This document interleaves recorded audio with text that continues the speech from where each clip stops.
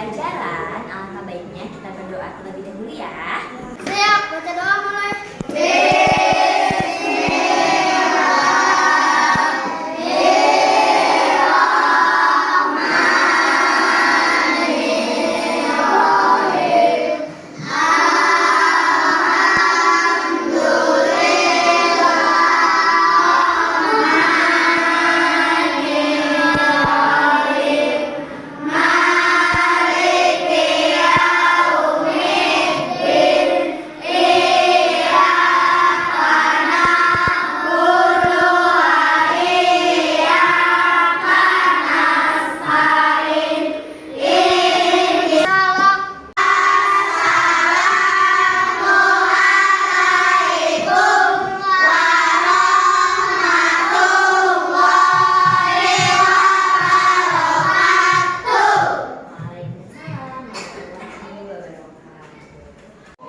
Nah, sebelum memulai pembelajaran, kita mau menyanyikan lagu nasional dulu. Anak-anak boleh berdiri.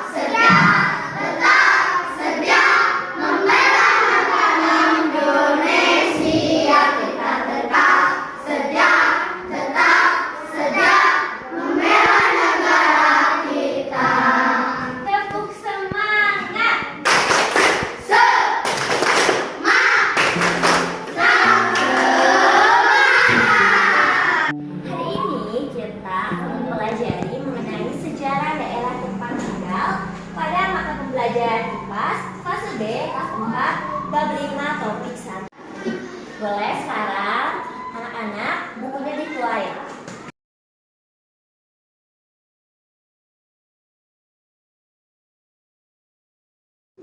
Nah, sebelum kita masuk pembelajaran, Ibu ada pertanyaan. Yang pertama, di manakah tempat tinggalmu dan sudah berapa lama kalian berada di daerah tersebut? Siapa yang mau jawab? Tinggal di kota Sukabumi sudah selama 9 tahun. Apakah kalian tahu cerita asal mula daerah tempat tinggalmu saat ini? Ada yang tahu? Belum tahu. Apa sajakah hal yang berbeda dari tempat daerahmu tinggal di masa dahulu dan di masa kini? Dulu rumah di belakang aku kolam, sekarang udah jadi rumah. Ibu asalnya di rumah aku tuh sawah, tapi sekarang udah jadi rumah. Yang terakhir, adakah tokoh yang berasal dari tempat tinggalmu yang kamu ketahui? Ada nggak? Bu, aku tahu Ahmad Sanusi, Ahmad dari Sukabumi. Oke, sekarang kita akan mempelajari mengenai sejarah Jawa Barat. Kita kan tinggal di kota Sukabumi yang termasuk Provinsi Jawa Barat. Teman-teman tahu nggak kalau misalnya ibu kota Provinsi Jawa Barat itu di mana? Benar? Bandung, benar. Kalau sekarang Gubernur Jawa Barat siapa? Siapa? Ridwan Kamil, betul. Terus kalau misalnya lagu daerah Jawa Barat ada yang tahu nggak? Halo Bandung. Halo Bandung, betul. Apa lagi? Apa bisa bukan dong? Indonesia Raya bukan. Itu gini yang Cincangkeling, tahu nggak?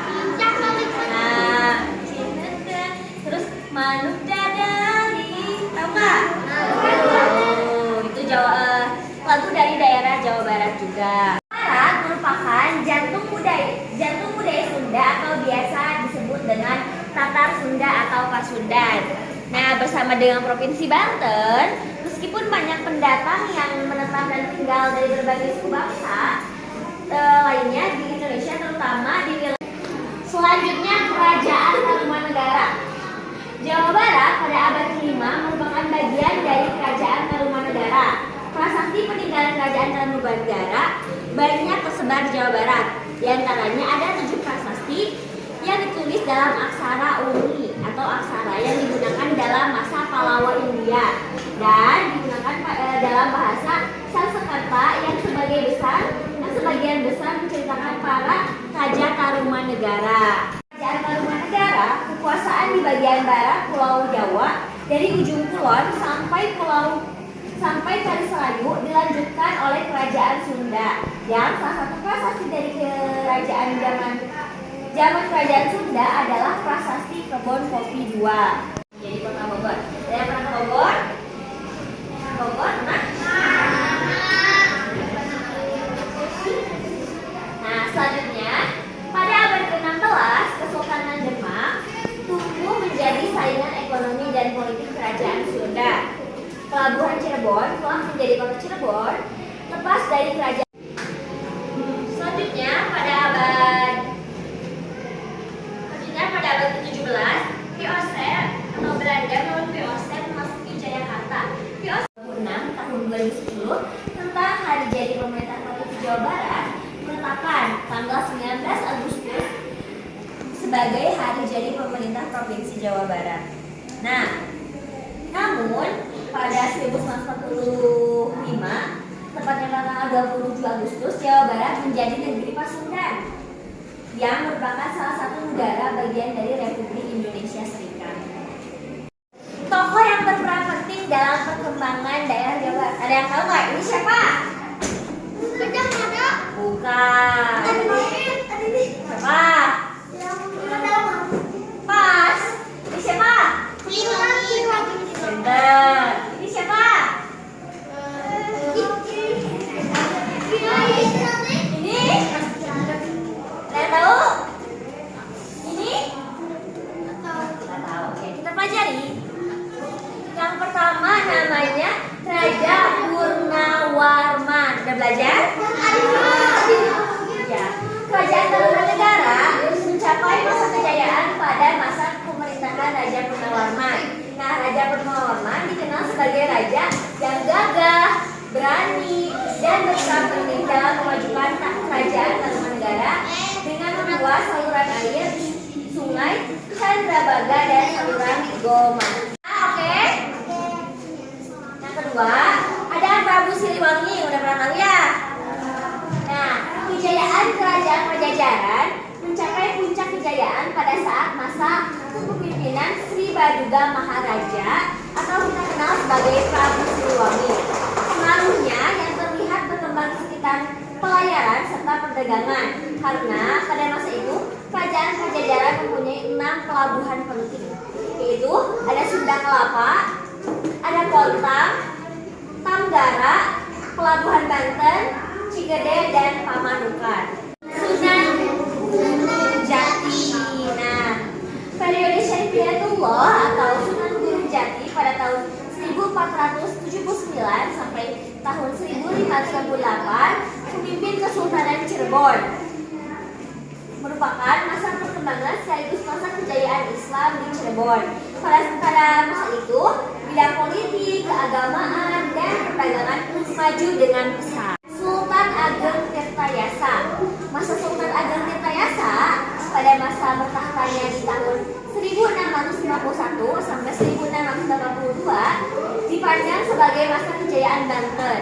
Pada masa itu, Banten merupakan sebuah daerah dengan kota pelabuhan yang sangat ramai, serta dengan masyarakat yang terbuka dan juga makmur. Sutarjo Kartohadikusumo Sutarjo atau Dr. KPH Sutarjo Kartaningrat atau Sutarjo Kartohadikusumo, yaitu pemerintah pada tahun 22 Oktober tahun 1892 sampai 20 Desember tahun 1976. Nah, beliau ini adalah gubernur pertama Jawa Barat loh. Namun UU atau Undang-Undang Nomor 1 tahun 1945, daerah Jawa Barat saat itu menjadi daerah otonom provinsi. Selanjutnya ada asesmen kelompok. Nanti kalian kerjainnya per kelompok, kerjakan dengan sebaik-baiknya. Bisa dipahami? Bisa. Oke, bisa. Awas. Sekarang kita mau membuat kelompok untuk tugas kelompok. Nah, teman-teman boleh hitung 1 sampai 4 dari sini. 1, 2, 3, 1, 3, 4, 1. Karena sekarang sudah dibuat kelompok, anak-anak siapkan 1 lembar kertas ya.